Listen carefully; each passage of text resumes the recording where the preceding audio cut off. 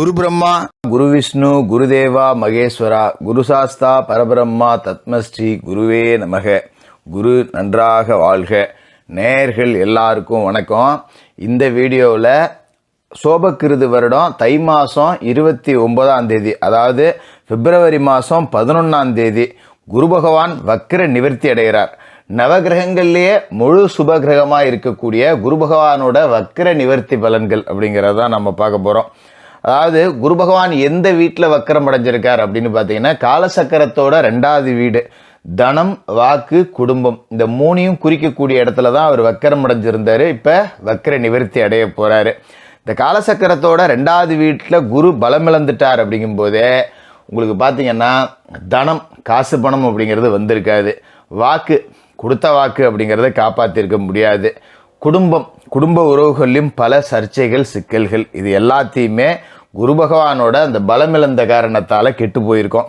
இப்போ அந்த இடத்துல குரு பகவான் பலம் அடைகிறார். அப்போ அவரோட பார்வைக்கும் பலம் கிடைக்குது. குரு பகவான் தான் இருக்கிற வீட்டிலேருந்து 5, 7, 9 இந்த 3 வீட்டை பார்க்குறாரு. அந்த வகையில் கன்னிராசி, விருச்சிக ராசி, மகர ராசியை குரு பகவான் பார்க்குறாரு.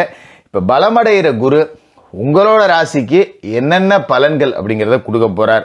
அதாவது குரு பகவான் பலமடைகிற இந்த நிகழ்வு, வக்ர நிவர்த்தி அடைகிற நிகழ்வு அப்படின்னு பார்த்தீங்கன்னா, தை மாதம் 29ஆம் தேதி பிப்ரவரிக்கு 11ஆம் தேதி செவ்வாய்க்கிழமை முருகப்பெருமானுக்கு உகந்த தைப்பூச தினத்தன்று நிகழுது. அப்படிங்கிறதால அன்றைய தினத்தில் காலையிலேயே முருகப்பெருமானுக்கு பாலபிஷேகம் செஞ்சுட்டு மாலை நேரத்தில் குரு பகவானுக்கு நெய் தீபம் ஏற்றி வெள்ளைக்கொண்ட கடலையை நைவேத்தியமாக படைச்சி ஏலபாலைகளுக்கு அன்னதானம் பண்ணுங்க.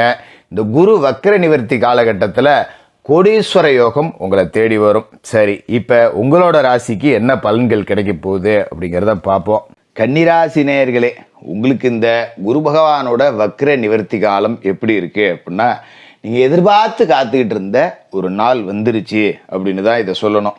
என்ன காரணம் அப்படின்னு பார்த்தீங்கன்னா, உங்களோட ராசியை பொறுத்த வரைக்கும் சனி பகவான் அற்புதமான இடத்துல இருக்கார். 6ஆம் இடத்துல இருக்கார். ருணரோக சத்ருஸ்தானம், எதிரிகளை பந்தாடக்கூடிய இடத்துல சனி பகவான் இருக்கார்.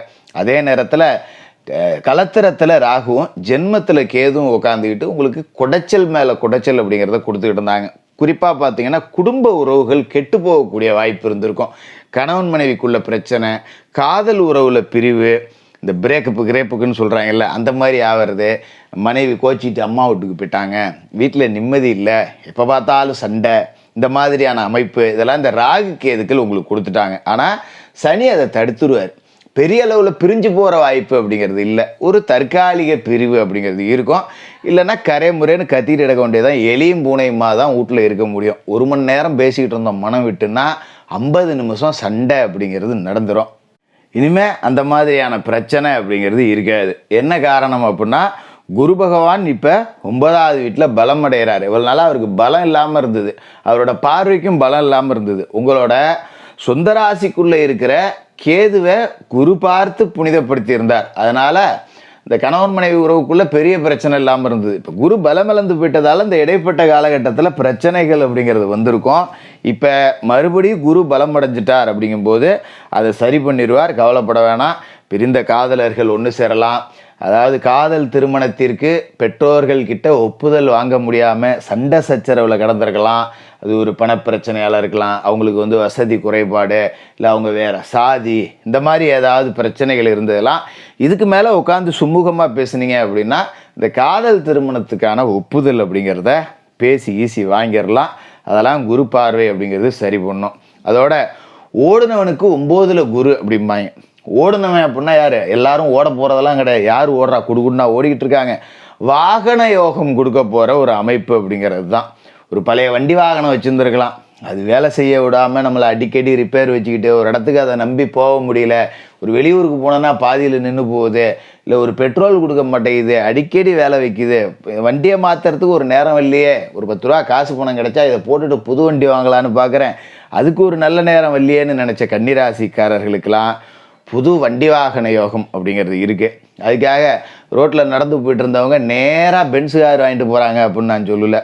ஒரு நடந்து போனவங்களுக்கு சைக்கிள் கிடைக்கும், சைக்கிளில் போனவங்களுக்கு ஒரு பைக் கிடைக்கும், பைக்கில் போனவங்க ஒரு கார் வாங்கலாம், ஒரு காரில் பயணம் செஞ்சவங்க ஒரு சொகுசு கார் வாங்கலாம். அடுத்தடுத்த வாகன உயர்வு, வாகன யோகம் அப்படிங்கிறது நிச்சயமாக இந்த காலகட்டத்தில் கிடைக்கும். ஏன்னா குரு பகவான் யார் அப்படின்னு பார்த்தீங்கன்னா, உங்களோட ராசியை பொறுத்த வரைக்கும் 4வது வீட்டுக்கும் அவர் தான் அதிபதி, 7வது வீட்டுக்கும் அவர் தான் அதிபதி. இப்போ 4ஆம் இடத்திற்கு அதிபதியான குரு பலமடைகிறார் அப்படிங்கிறப்ப மருத்துவ செலவுகள் இருக்காது. பொதுவாகவே மருத்துவ செலவுகள் அப்படிங்கிறது இந்த காலகட்டத்தில் இருந்திருக்கும்.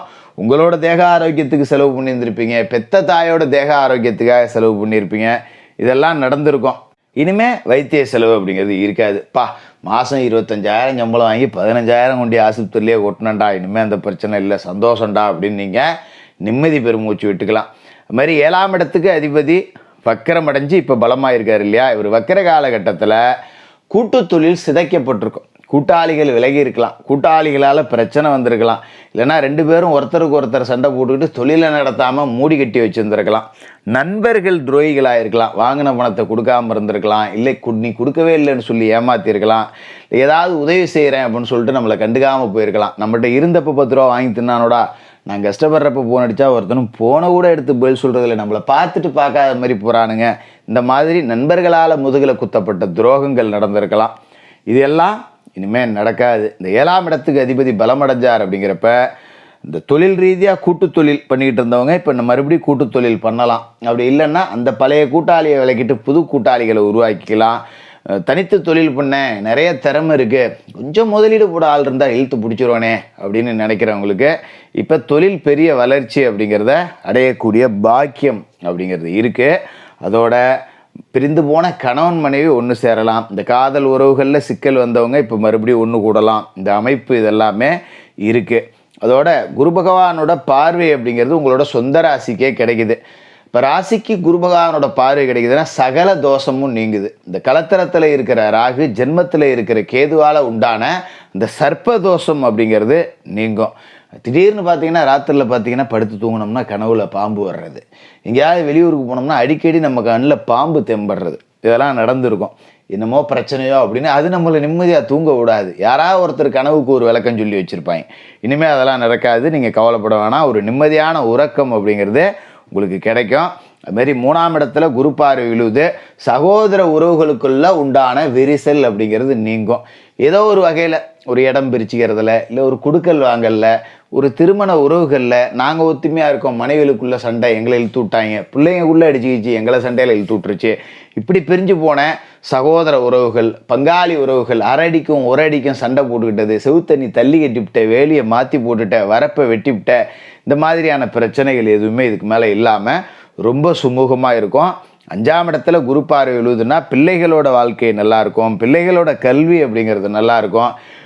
வரன் பார்த்தும் அமையாத பிள்ளைகளுக்கு இப்போ கல்யாணம் பண்ணி பார்க்கலாம். பிள்ளைக்கு வயசாகிடுச்சு, எத்தனையோ இடத்துல வரன் பார்த்தேன், ஒன்றும் அமையல, ஆனால் இப்போ நல்லா இருக்குப்பா, எந்த பிரச்சனையும் இல்லை அப்படின்னு நீங்கள் நினைக்கக்கூடிய அளவுக்கு பிள்ளைகளோட வாழ்க்கை அப்படிங்கிறதும் ரொம்ப சிறப்பாகவே இருக்கும். பிள்ளைகள் 10 ரூபா சம்பாரித்து மதிப்பு மரியாதையோடு வாழும்போது நமக்கு அதை விட பெருமை என்னடா வேண்டி கிடக்கு அப்படின்னு நீங்கள் நிம்மதியான ஒரு தூக்கத்தையும் நிம்மதியான ஒரு வாழ்க்கையும் வாழலாம்.